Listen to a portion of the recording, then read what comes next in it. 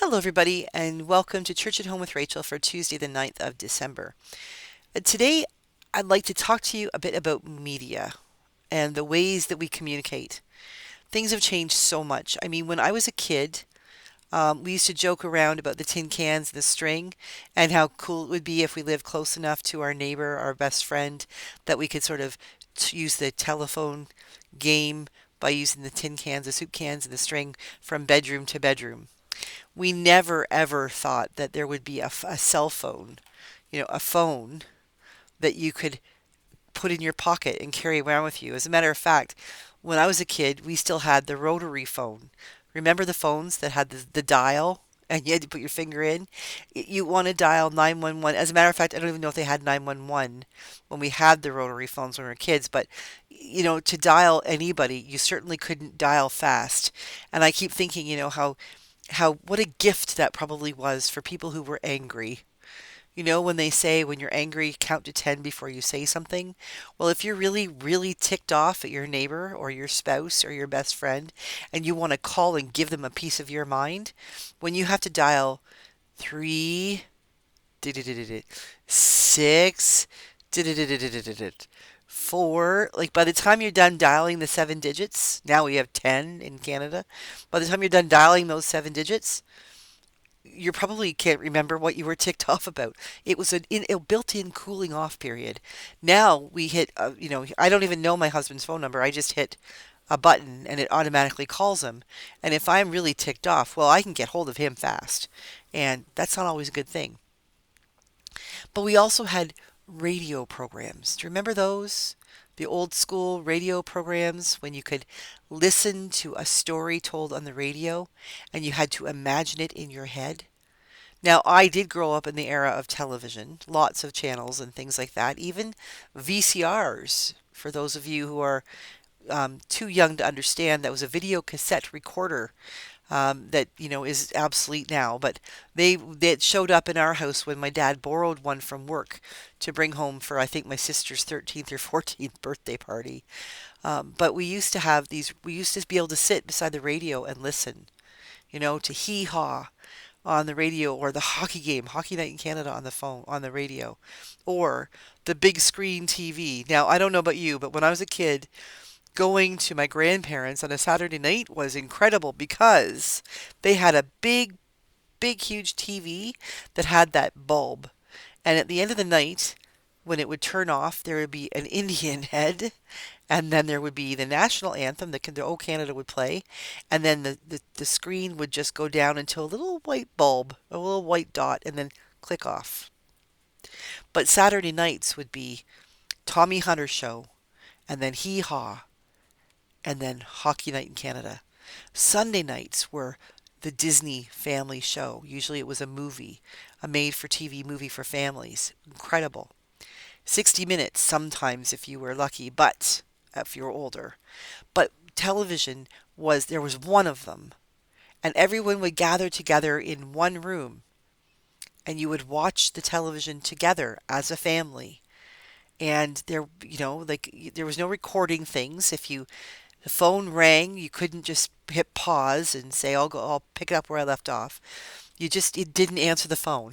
Or you hoped like heck that it was going to be a quick phone call, especially when JR was shot and the revelation of who shot JR was going to come on Dallas.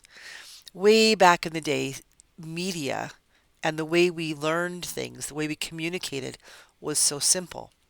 Another form of media that we had was the newspaper. Remember those things like this? Now this is not a newspaper size. This is called a gazette size. But this is a newspaper. This is our diocesan newspaper, and it's called the Mustard Seed. And my husband Rob is the editor, and he puts together entries that, like, articles that I write, and things that other people put together, pictures that are shown of things that are happening in the parishes, gatherings, Christmas bazaars and teas and weddings and funerals and all kinds of things that are happening in the church, sometimes things that are happening in the world, book reviews, all those things. They're put together and they're shared this way.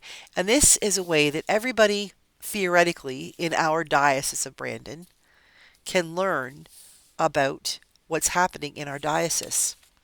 We also have a thing called the Anglican Journal, which is the Anglican Church of Canada, and they're very kind. And so far, they when they send them out, they put this inside the Anglican Journal, which helps cut down on the cost of shipping because they come together. But these newspapers, this one is like a local small town newspaper.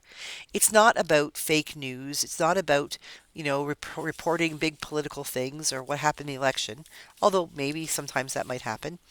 It's about really coming back to basics and talking about the real things of life.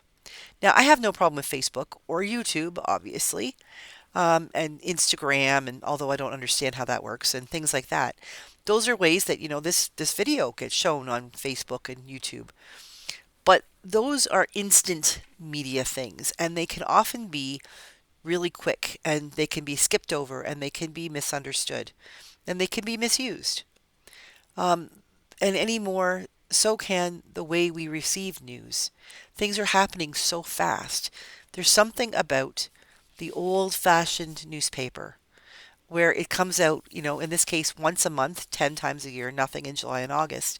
But we're not putting things that are really time sensitive in the mustard seed because it's always a month and a half out. What you submit today will not be in the paper until February, or till January. So that's just the way it works. So the things that we put in it are long lasting. They speak truth that needs to speak a truth that is eternal. The things that are printed in there, unless they're things like opinions or things like that, which can change, but they show a snapshot of what was truth in that moment. And lately, we see so much call about fake news. We see people who are in power obscuring truth for their own purposes. And we aren't holding, and I'll put it back on us, it's the viewer or the receiver or the consumer of the media who aren't holding the people who create the media, we're not holding their feet to the fire. We are not saying to them, you need to use integrity. You need to speak truth. We won't buy it if you don't speak truth. Like literally, we won't purchase it. We won't pay for it if it's all lies. We won't participate in it. We won't buy into it. We won't invest ourselves in it if it's not true. And the fact is that we are. We have gotten so consumed with immediate information that the media, the mediums through which we learn things, have to be, it's almost like we're alcoholics or drug addicts.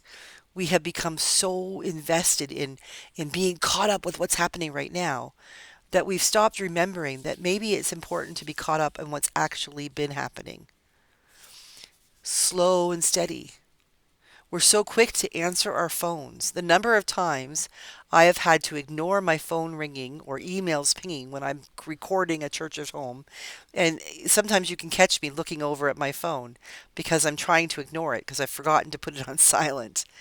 We are so we are so addicted or convinced or brainwashed that we must respond right now. We must know right now. We must have all the information right now, that we don't take the time to pay attention to what information we're receiving right now. Maybe we need to go back to those times when we listened to the radio and allowed our imaginations to paint the picture of the story that we were hearing told, or to imagine that hockey game or football game that was being shared with us via the color commentary with other people telling us the story we had to imagine. Or when we go back to we need maybe to go back to those times when there was only one television, that we didn't hit stop or play or pause or re-record or reverse back. When the phone rang, we either let the phone ring or we missed what we were watching. When we gathered together and shared a bowl of popcorn to watch Hee Haw or Hockey Night in Canada or the Disney Channel. Maybe we need to remember that we need information, but we also need to take the time to pay attention to the information we get. To ask, is it long-standing? Is it something that holds water? Is it something that we can trust? Is it something worth trusting? Is it even information that will be necessary for our lives? There are people who would argue that the mustard seed isn't necessary for our lives, but I would argue that for my community, for my diocese, it is, because this is what helps build community. For people in Churchill or Thompson, all the way down to Cartwright, right there on the border with North Dakota, from Swan River on the Saskatchewan border over to McGregor on the border of our and Austin, on the places where we're close to the Diocese of Rupert's Land. The things like the mustard seed, things like pastoral letters, the information that comes out to us generally and slowly and gently, those are things that help to keep us together as a family, as a community. And maybe that's what we need. Maybe we need to turn off our cell phones and turn off the Facebook. Not until after you've watched this video, though, of course. Just kidding. But turn off the Instagram and the Snapchat and all of the instant feed stuff and really take time to listen, to read, to mark, to inwardly digest the things that are being shared with around us, and take time with each other to say, hey, what do you think? Let's think critically about that. How does the media that we receive impact who we are as people? And how do we as people impact the media that's provided for us? Just some thoughts to consider. Have a great day. God bless. And I'll see you again tomorrow for Church at Home with Rachel.